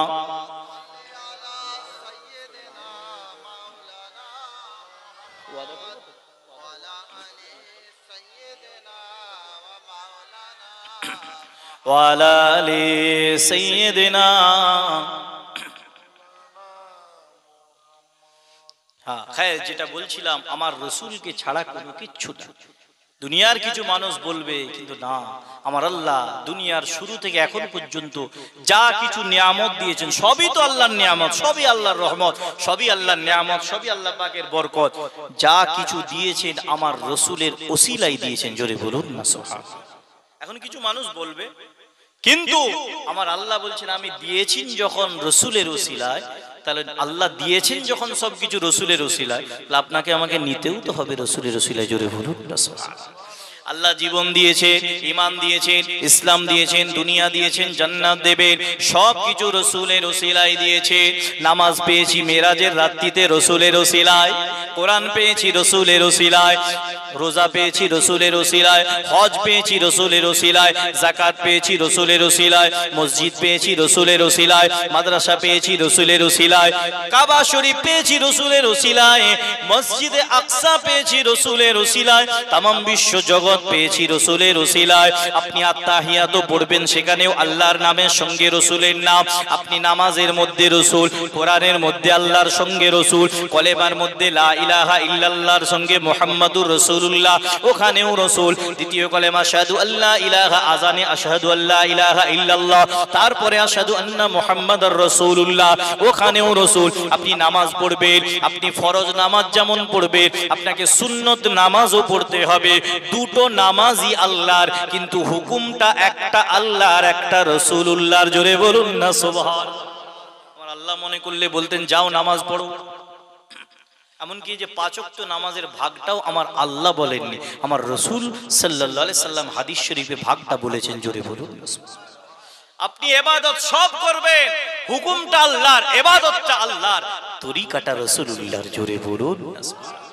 বুঝতে পারছেন আমার আলোচনা? কষ্ট পাচ্ছেন? একটু ঘুম ঘুম লাগছে, রাত হচ্ছে তো আপনাদের এলাকায়, বুঝতে পারছি। কিন্তু যে যা বলবে একটা কথা মাথায় রাখবেন, আল্লাহ পাক সব দিয়েছেন হুকুম হিসাবে, তরিকাটা বিস্তারিত আমার আল্লাহ বলেননি। বিস্তারিত আমার আল্লাহ কি বলতে পারতেননি? আমার আল্লাহ তো রব্বুল আলামিন, সবকিছুর মালিক, কিন্তু তরিকাটা তার রাসূলকে দিয়ে শিখিয়েছেন, জোরে বলুন না সুবহানাল্লাহ।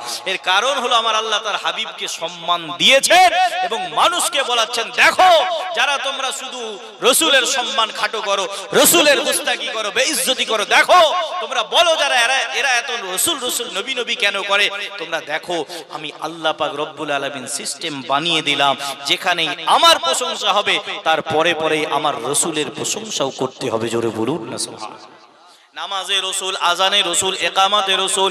আল্লাহ তো থাকবেন, আল্লাহ তো মালিক, আল্লাহর সঙ্গে সঙ্গে রসুলের নাম। আল্লাহ নিজের তরফ থেকে কালাম হিসাবে কোরআন দিয়েছে, রসুলের কালাম হিসাবে আল্লাহ হাদিস দিয়েছেন, জোরে বলুন। নিজের নামাজের হুকুম হিসাবে ফরজ দিয়েছে, রসুলের তরফ থেকে প্রত্যেকটা ওয়াক্তে সুন্নত 2 রাকাত হোক, 4 রাকাত হোক, মুআক্কাদা হোক, গায়ের মুআক্কাদা হোক, সুন্নত নামাজের হুকুম দিয়েছেন, জোরে বলুন না সুবহানাল্লাহ।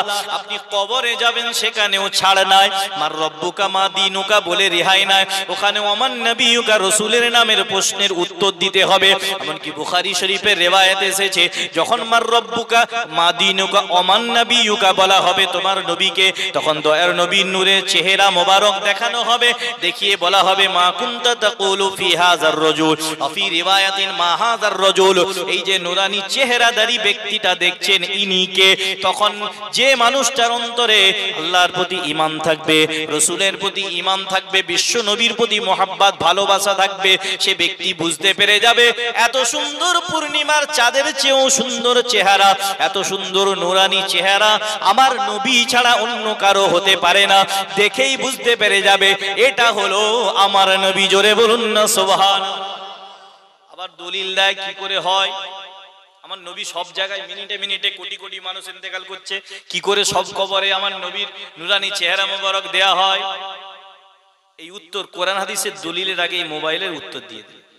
এই যে ভাইরা রেকর্ডিং করছে, চ্যানেল ইউটিউব চ্যানেলে ছাড়বে, আমার ভাই এম দাদা হুজুর চ্যানেল, আরো সব চ্যানেল আছে, ছাড়বে। আপনারা সাবস্ক্রাইব যদি করে থাকেন দেখতে পাবেন যেখানেই প্রোগ্রাম হবে।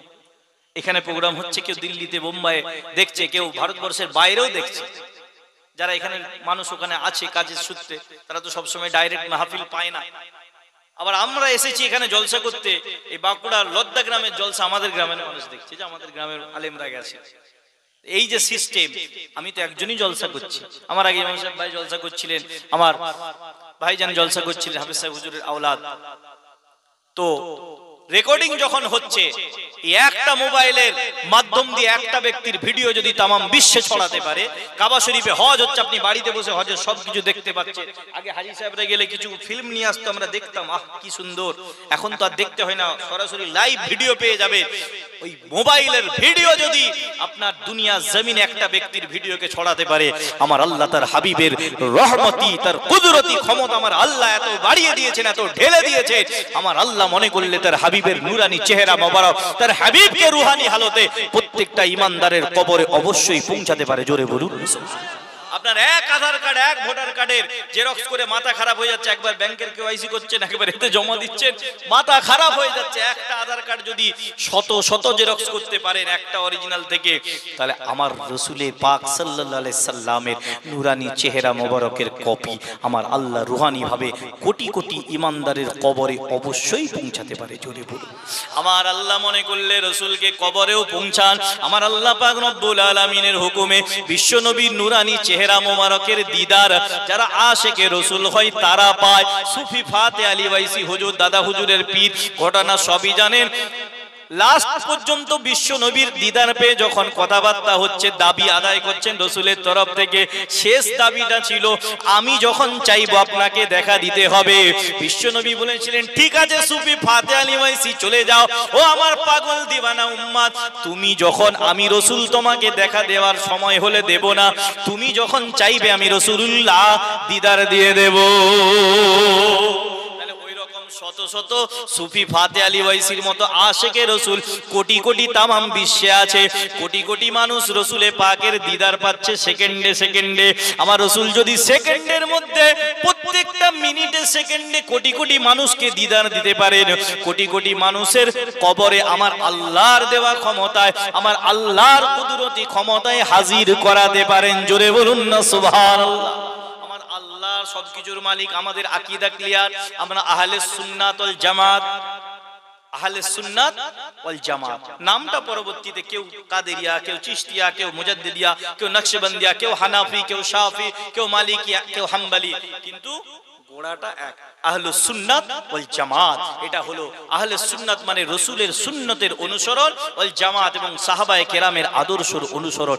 এটাই হলো সিরাতাল মুস্তাকিম, জান্নাতি পথ। জোরে বলুন সুবহানাল্লাহ। কেউ মানতে পারছে না, সেটা তার দুর্বলতা। কেউ ডাক্তার দেখিয়ে প্রেসক্রিপশন লিখে নিল, বাড়িতে রেখে দিল, ওষুধ কিনলো না, কেউ ওষুধ কিনে খেলো না, সেটা তার দোষ। দোষটা তো ডাক্তারের নয়। আল্লাহর ওলিরা চিকিৎসা করেন, তোমার এই রোগ হয়েছে, তুমি এটা করো, তওবা করো, জিকির আজকার করো, মুরাকাবা মুশাহাদা করো, তুমি জিকিরের তালিম নাও, তুমি সবক নাও। ডাক্তাররা যেমন প্রেসক্রিপশন দেয় এই এই ওষুধ, আল্লাহর ওলিরাও প্রেসক্রিপশন দেয়। ডাক্তাররা শরীরের চিকিৎসা করে, আল্লাহর ওলিরা রূহের চিকিৎসা করে, কলবের চিকিৎসা করে। যে ব্যক্তিটা সবক নিয়ে কাজ করলো না, সবকের অনুযায়ী আমল করলো না, তরিকা মাস করলো না, সে ব্যক্তি ওরকম ডাক্তার দেখিয়ে ওষুধ টাইমে খেলো না, তাহলে সেই যদি ডাক্তারকে গিয়ে বলে আপনাকে দেখালাম খরচা করে, আপনি এমবিবিএস, এমডি, FRCS লন্ডন, আপনাকে দেখালাম আমার রোগ সারলো না, ডাক্তার বলবে ওষুধটা কিভাবে খেয়েছিল? তখন দোষটা ডাক্তারের নাই, একজন মুরিদান যদি দোষ করে আল্লাহর ওলিদের দোষ নয়, কারণ আল্লাহর ওলিদের কথা মেনে চলেনি। আল্লাহর ওলিরা জান্নাতে হাতে ধরে নিয়ে যাবে না, কিন্তু জান্নাতের রাস্তাটা দেখিয়ে দেয়। জোরে বলুন না সুবহানাল্লাহ। কিছু মানুষ বলবে, কিন্তু আপনাকে আমাকে সচেতন হতে হবে। ঠান্ডা মাথায় ভাববেন, আল্লাহ দিয়েছেন সবকিছু রাসূলের ওসিলায়, সম্মান দিয়েছেন আল্লাহ, ইজ্জত দিয়েছেন আল্লাহ। 30 পারা সূরা ইনশিরাহ নাশরাহ লাকা সাদরাক, এই সূরার 4 নম্বর আয়াতে আল্লাহ বলছেন ওয়া রাফা'না লাকা যিকরাক। হে হাবিব, আমি আপনার সম্মান, আপনার নাম, আপনার মর্যাদা, আপনার আলোচনা আমি আল্লাহ অনেক উচ্চ মর্যাদার করেছি। জোরে বলুন না সুবহান। রাফা ইয়ারফা মানে বুলন্দ করা, মাকাম বুলন্দ করেছি। এই আয়াতের ব্যাখ্যায় রাইসুল মুফাসসিরিন মুফাসসির সম্রাট হযরত আব্দুল্লাহ ইবনে আব্বাস রাদিয়াল্লাহু তাআলা আনহু বলছেন, কিভাবে আল্লাহ বাড়িয়েছেন? কামা ইউযকারু ফিল আযানি ওয়াল ইকামাতি ওয়াত তাশাহুদ, যেমন ভাবে 5 ওয়াক্ত মসজিদে, তামাম বিশ্বের কোটি কোটি মসজিদে 5 ওয়াক্তর আযানে আল্লাহর নামও হয় আশহাদু আল্লা ইলাহা ইল্লাল্লাহ, তার সঙ্গে সঙ্গে রাসূলের নাম আশহাদু আন্না মুহাম্মাদার রাসূলুল্লাহ বলা হয়। জোরে বলুন সুবহানাল্লাহ। একামতে বলা হয় তাশাহুদ আত-তাহিয়াতু লিল্লাহি ওয়াস সালাওয়াতু আত-তাইয়্যিবাতু আসসালামু আলাইকা আইয়ুহান নবী। আল্লাহর নামের প্রশংসার পরে আল্লাহ বলছেন, বান্দা এবারে বল আসসালামু আলাইকা আইয়ুহান নবী, ওগো নবী আপনার উপরে সালাম। জোরে বলুন সুবহানাল্লাহ। তাহলে ওই যখন নবীকে ডাক দিয়ে সালাম দিচ্ছেন, তখন নবীর দিকে মনটা যাবে কি যাবে না? এখানে কোনো মোল্লা ফতোয়া দেখ নামাজ হবে না। আত্তাহিয়াতু তো আমাদের পীর শিখায়নি, আত্তাহিয়াতু সকলের পীর, তাদের পীর, তাদের পীর, তাদের পীর, তামাম দুনিয়ার পীর, তামাম দুনিয়ার ইমাম, তামাম দুনিয়ার মুর্শিদ, তামাম দুনিয়ার হযরতদের হযরত, তামাম দুনিয়ার ইমামের ইমাম আমার বিশ্ব নবী শিখিয়েছেন। জোরে বলুন। এবং আল্লাহর নবী যখন শেখাচ্ছেন, সেটা আল্লাহর তরফ থেকে অর্ডার হয়েছে বলে আমার নবী শিখাচ্ছেন। জোরে বলুন না সুবহানাল্লাহ। আমার নবী জিন্দা হায়াতুন নবী। আলোচনা করতে অনেক সময় লাগবে, আবার সামনে বছরের প্রোগ্রামের জন্য তো কিছুটা দিতে হবে নাকি? সামনে বছর প্রোগ্রামটা তো হতে হবে, দেরি হয়ে যাবে, 12টা বেজে যাবে। আর ভাই বলছে একটু কালে বাহার আয়ে মুহাম্মদ মুস্তাফা আয়ে, বাহারোं पर बहार आए, ज़मी को चूमने जन्नत, ज़मी को चूमने जन्नत से खुशबू बार बार आए।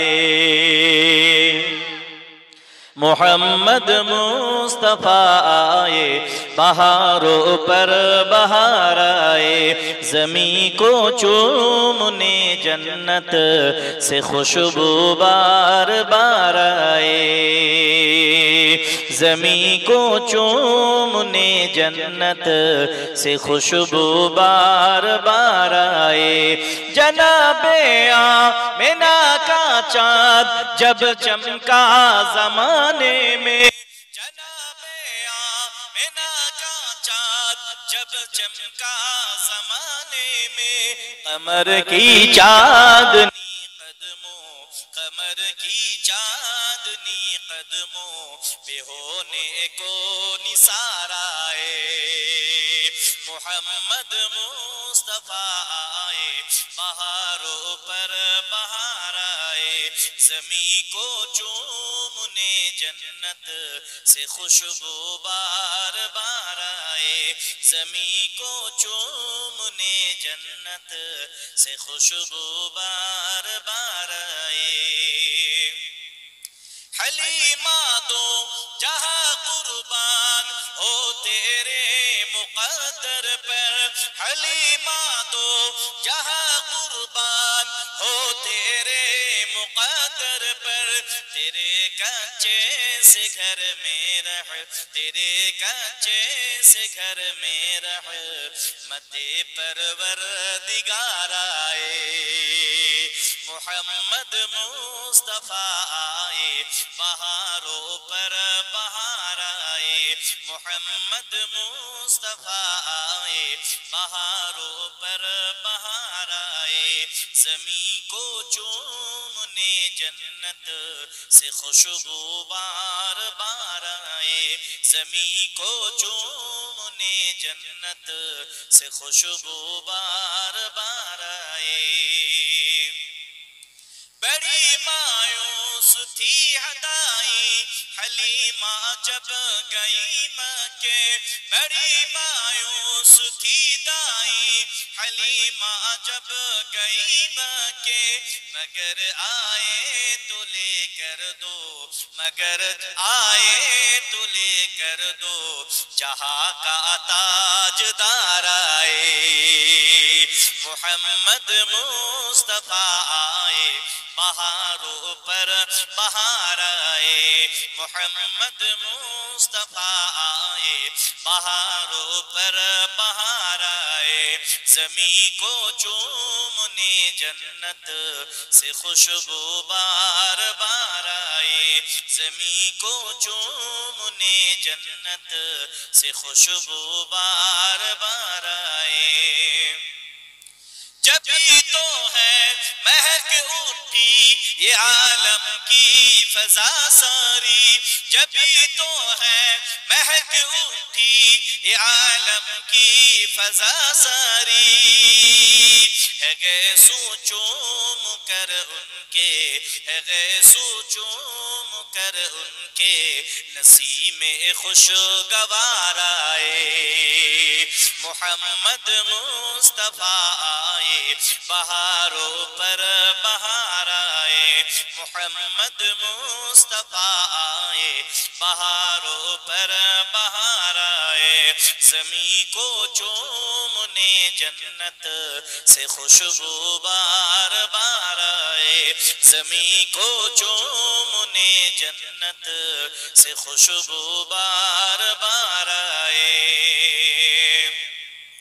ربیع النور کی صبح خبر پھیلی مکے میں ربیع النور کی صبح خبر پھیلی مکے میں کہ رحمت دو جہانوں کی کہ رحمت دو جہانوں کی ہے عبداللہ کے گھر آئے کہ رحمت دو جہانوں کی ہے عبداللہ کے گھر آئے محمد مصطفیٰ آئے بہاروں پر بہار آئے محمد مصطفیٰ آئے بہاروں پر بہار آئے زمین کو چومنے جنت سے خوشبو بار بار آئے زمین کو چومنے جنت سے خوشبو بار بار آئے میلاد مصطفیٰ میں کیوں مناؤں نا ظہیر ان کا میلاد مصطفیٰ میں کیوں مناؤں نا ظہیر ان کا کہ جن کے آنے سے دنیا کہ جن کے آنے سے دنیا اندھیروں سے نکال آئے کہ جن کے آنے سے دنیا اندھیروں سے نکال آئے محمد مصطفیٰ آئے بہاروں پر بہار آئے محمد مصطفیٰ آئے بہاروں پر بہار آئے زمین کو چومنے جنت سے خوشبو بار بار آئے زمین کو چومنے جنت سے خوشبو بار بار آئے درود شریف اللہم صلی علی যখন জিন খুব কড়া খুব মানে হালকা তাবিজে কাজ হয় না তখন কি বলতে হয় সোলেমানি তাবিজ দিচ্ছে সোলেমানি তাবিজ এমন দেয় জিন জব্দ হয়ে যায় কারণ সুলাইমান আলাইহিস সালাতু ওয়াস সালামের হুকুমে জিনেরা উনার সিংহাসন উড়িয়ে নিয়ে যেত জিনেরা সঙ্গে সঙ্গে উনার চিঠি পৌঁছে দিত সব কথা শুনতো তো সুলাইমান আলাইহিস সালাতু ওয়াস সালামের জামানায় বাইতুল মুকাদ্দাস তৈরি হয়েছিল জিনেরা নির্মাণ করেছিল জোরে বলুন না সুবহানাল্লাহ তো সেই বাইতুল মুকাদ্দাস ছিল ইসলামের প্রথম কিবলা তারপরে আমার নবী চেয়েছিলেন বলে কিবলা পরিবর্তন হয়েছিল জোরে বলুন না সুবহানাল্লাহ যারা ফটর ফটর করে না কোরআনের আয়াতটা দিয়ে সামনে ধরেন ও তো কোরআন পড়তে পারে না কি বলবে দেখবেন খালি বলবে মানেটা বলবে বাংলা পড়া বাংলা পড়ুন মাতৃভাষা আমরা মানা করি না তার আগে আরবিটা জানেন কারণ আরবি একটা জেদ জবর পেশ চেঞ্জ হয়ে গেলে মানে গোটা মানে চেঞ্জ হয়ে যাবে জিম নুন তে জান্নাতুন, জিমের উপরে যখন জাবাত দিবেন জান্নাতুন মানে জান্নাত, আর যখন জিমের নিচে জেদ দিয়ে দিবেন জিন্নাতুন, ওই একই আছে, খালি জাবাতটা নিচে নামিয়ে দিবেন, জিন্নাতুন মানে জিন আপনার ঘাড়ে ধরবে এসে। আর যখন ওই জিমের উপরে পেশ দিয়ে দিবেন হয়ে যাবে জুন্নাতুন মানে ঢাল। ওই জেদ জবর পেশেই চেঞ্জ হয়ে যাবে, আবার একটা ফুটকিতেও চেঞ্জ হয়ে যাবে। आयब और गायब, जो हाल आयब आयन का है वो हाल गायन का है, सिर्फ नुक्ता का फर्क है। आयन अलिफ जबर हमजाजेर ই বা आयब, আর ওই আয়েবের উপরে একটা ফুটকি দিয়ে দেন হয়ে যাবে গায়েব। একটা ফুটকি সব গায়েব করে দেবে। আর আপনি বাংলাতে খুঁজে পাবেন না, থল খুঁজে পাবেন না। সমুদ্রে যদি গিয়ে মাঝখানে বলে আপনি সেই লগা দিয়ে মানে বাঁশ দিয়ে নৌকো চালাবেন, থল পাবেন তো? সেরকম হয়ে যাবে। খুব সাবধান, নিজেরাও শেষ হবে আর মানুষের ওই মানুষ শেষ। খুব সাবধান। ওলিয়া উলিয়ারা দেখিয়ে দিয়ে গেছেন সহবত, ওনারা মানুষকে শিক্ষা দিতেন, আল্লাহকে ভয় করে শিক্ষা দিতেন, যে আমি যে শিক্ষাটা দিচ্ছি এর জন্য আমাকে কিয়ামতের ময়দানে জবাব দিতে হবে আমি যদি ভুল শেখাই। ওলিয়া উলিয়াদের আল্লাহর ভয় ছিল, খৌফে ইলাহি ছিল। ওই জন্যই তো আজকে হাফেজ সাহেব হুজুরের দরবারে মহব্বতে এতগুলো মানুষ রাত জেগে বসে আছে।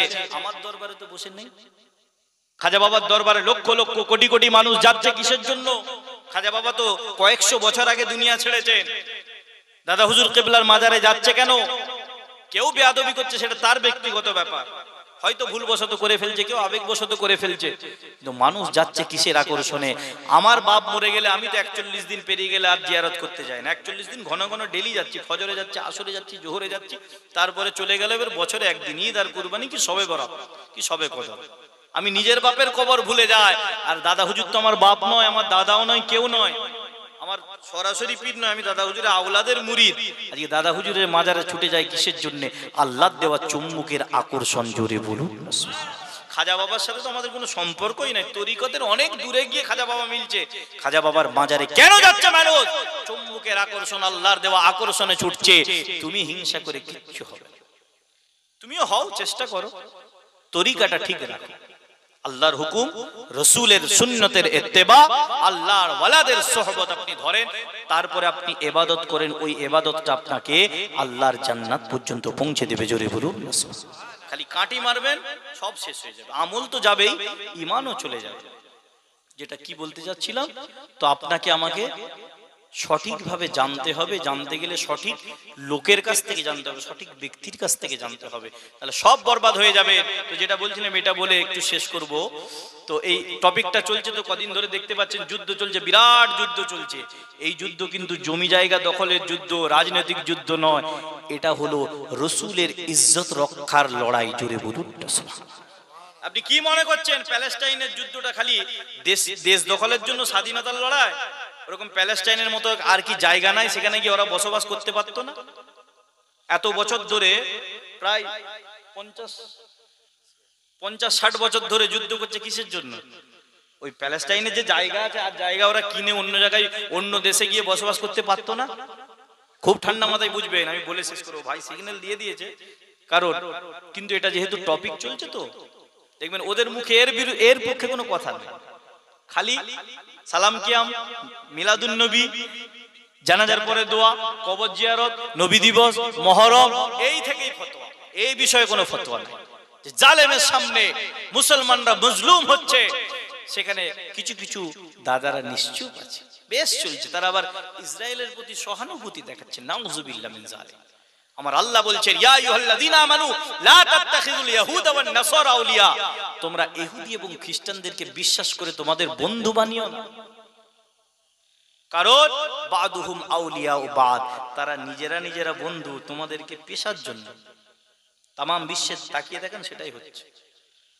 তো যাই হোক, যেটা বলছিলাম, জায়গার জন্য, দেশ রক্ষার জন্য যদি হতো, অন্য জায়গায় এত দিন ধরে লড়াইটা করতো না, চলে যেত, অন্য জায়গায় বসবাস করতো। কিন্তু ওনাদের মধ্যে একটা ঈমানি জজবা কাজ করছে, সেটা হলো আল্লাহর দেওয়া মুসলমানদের প্রথম কিবলা, যে কিবলাটা প্রথমে ছিল কিন্তু বিশ্ব নবী চেয়েছিলেন কদ নারা তাকাল্লুব ওয়াজহিকা ফিস সামা ফালানুওয়াল্লিয়ান্নাকা কিবলাতান তারদাহা। দ্বিতীয় পারা সূরা বাকারার প্রথম পৃষ্ঠাতে আল্লাহ বলছেন, এ হাবিব আপনি নামাজের মধ্যেই চেয়েছেন, বারবার মনে মনে হচ্ছে নামাজের মধ্যে 2 রাকাত হয়েছে, আর 2 রাকাত বাকি রয়েছে, আল্লাহ বাইতুল মুকাদ্দাসের দিকে নামাজ পড়ছি, ঠিক আছে সম্মানিত মসজিদ, কিন্তু যদি কাবা শরীফটাকে কিবলা বানিয়ে দিতেন ভালো হতো।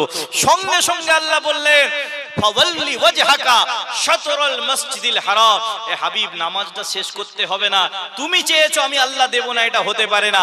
2 রাকাত হয়েছে তো কি হয়েছে, বাকি 2 রাকাত তুমি চেয়েছো, আমি সঙ্গে সঙ্গে চেঞ্জ করে দিলাম। আল্লাহ বললেন না যে এর পরের ওয়াক্ত থেকে নামাজটা কাবা শরীফ দিকে ঘুরবে, আল্লাহ বলছেন হাবিব 2 রাকাত হয়েছে তো কি হয়েছে, তুমি চেয়েছো আমি এখন থেকে এই মুহূর্ত থেকে নামাজের মধ্যেই আমি কিবলাটা বাইতুল মুকাদ্দাস থেকে চেঞ্জ করে বাইতুল্লাহ শরীফ কাবা শরীফকে বানিয়ে দিলাম। জোরে বলুন না সুবহানাল্লাহ।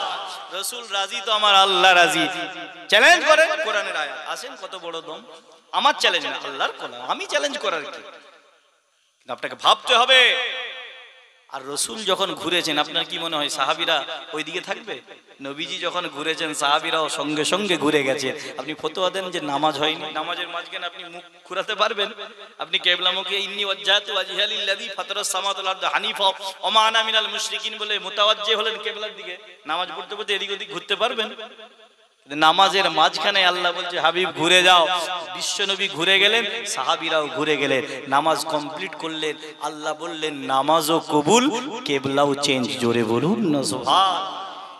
সেই রাসূলের সামনে বিয়াদব, আহা হাই হাই, ওনারা লড়েছেন বাইতুল মুকাদ্দাস, সেই বাইতুল মুকাদ্দাসটাই সুলাইমান নবী তৈরি করেছেন। ওই বাইতুল মুকাদ্দাসে 1 রাকাত নামাজ পড়লে 25,000 রাকাত নামাজ পড়ার সওয়াব। জোরে বলুন না সুবহান। কাবা শরীফে 1 রাকাত নামাজ 1 লক্ষ রাকাত নামাজের সমান সওয়াব সাধারণ মসজিদে। মদিনা শরীফের মসজিদে নববীতে 1 রাকাত নামাজ পড়লে সাধারণ অন্য মসজিদে নামাজ পড়ার থেকে 50,000 গুণ বেশি সওয়াব। আর বাইতুল মুকাদ্দাস মুসলমানদের তৃতীয় পবিত্র জায়গা, পবিত্র মসজিদ, সেখানে নামাজ পড়লে 1 রাকাতের বিনিময়ে অন্য সাধারণ মসজিদে 25,000 রাকাত নামাজের সওয়াব। জোরে বলুন সুবহান।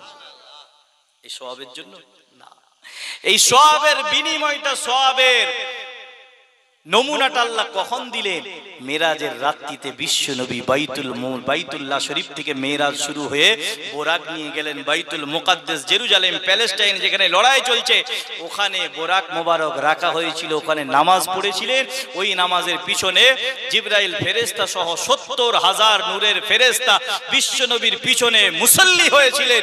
এবং আদম সফিউল্লাহ থেকে নূহ নবিউল্লাহ, ঈসা রুহুল্লাহ পর্যন্ত নবী রাসূল পয়গম্বর আলাইহিমুস সালাতু সালামরা ফেরেশতারাও নবী পাকের মুসল্লি, নূরের ফেরেশতাও রাসূলের মুসল্লি, আর সমস্ত নবীরাও রাসূলের মুসল্লি। জোরে বলুন।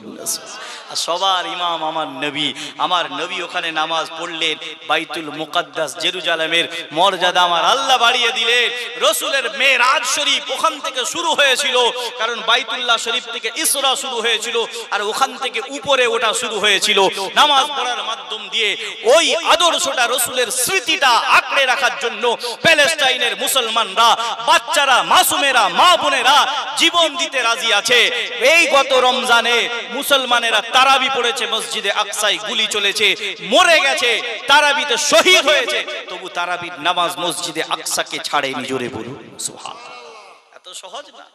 আজকে চলছে, আপনি দেখেছেন প্যারাশুটে কেমন ভাবে নামছে, যেমন কাবা শরীফকে রক্ষা করার জন্য আবাবিল পাখি ঝাঁকে ঝাঁকে নামছিল।